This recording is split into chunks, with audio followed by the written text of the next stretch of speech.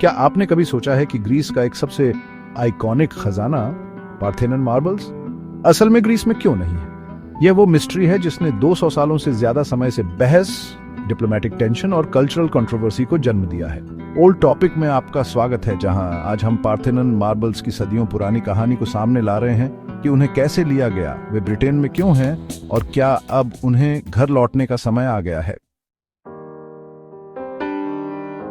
चलिए ancient Athens में चलते हैं, लगभग 447 बीसीई में। एक्रोपोलिस के ऊपर डेमोक्रेसी, पावर और आर्ट का एक सिंबल पार्थेनन खड़ा था।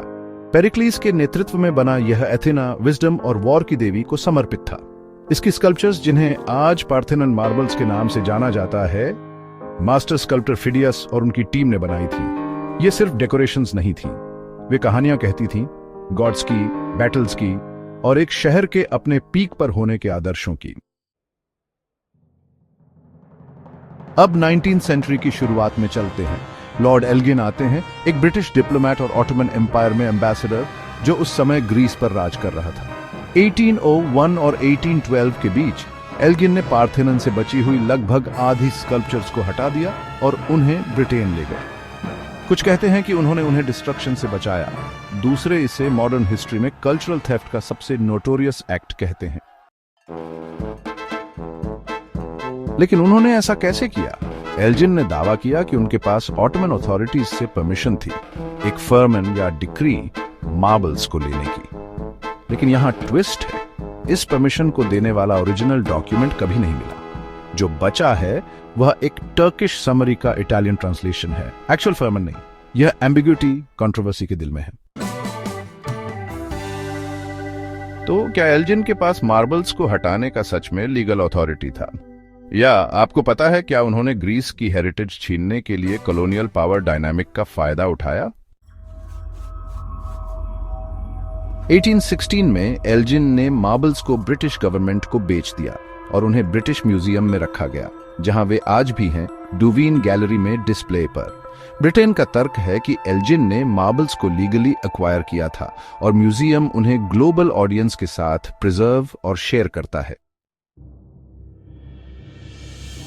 ग्रीस दूसरी ओर तर्क देता है कि मार्बल्स को फॉरेन ऑक्यूपेशन के तहत लिया गया था और उन्हें उनकी सही जगह पर वापस किया जाना चाहिए।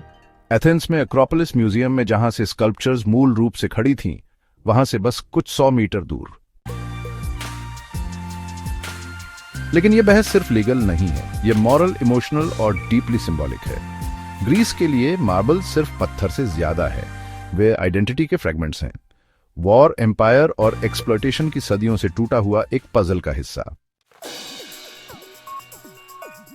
पार्थेनन से उनकी अनुपस्थिति में विजिबल गैप्स दिखते हैं, डेमोक्रेसी का एक temple dismembered. Modern Acropolis museum, जो 2009 में खुला था, आंशिक रूप से एक मुख्य तर्क को चुप कराने के लिए बनाया गया था कि ग्रीस के पास मार्बल्स को रखने के लिए कोई सही जगह नहीं थी। इसकी glass wall top floor Parthenon के साथ परफेक्टली अलाइन है, स्कल्पचर्स के वापस आने के लिए एक सिंबॉलिक और लिटरल घर प्रदान करती है। तो पब्लिक क्या सोचती है? सर्वेज से पता चलता है कि ज्यादातर ब्रिटिश सिटीजन्स मानते हैं कि मार्बल्स को वापस किया जाना चाहिए। कुछ ब्रिटिश कल्चरल फिगर्स और इंस्टीट्यूशंस ने भी सपोर्ट व्यक्त किया है, लेकिन ब्रिटिश म्यूजियम जोर देता है कि स्कल्पचर्स वर्ल्ड हेरिटेज का हिस्सा है और उनकी देखभाल में सबसे अच्छी तरह से प्रिजर्व्ड हैं।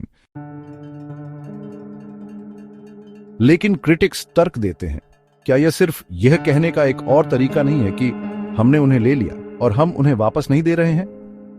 1963 का ब्रिटिश म्यूजियम एक्ट म्यूजियम को अपने कलेक्शन से ऑब्जेक्ट्स को परमानेंटली हटाने से लीगली रोकता है। लेकिन आपको पता है, लॉज बदले जा सकते हैं। सवाल यह है, क्या उन्हें बदला जाना चाहिए?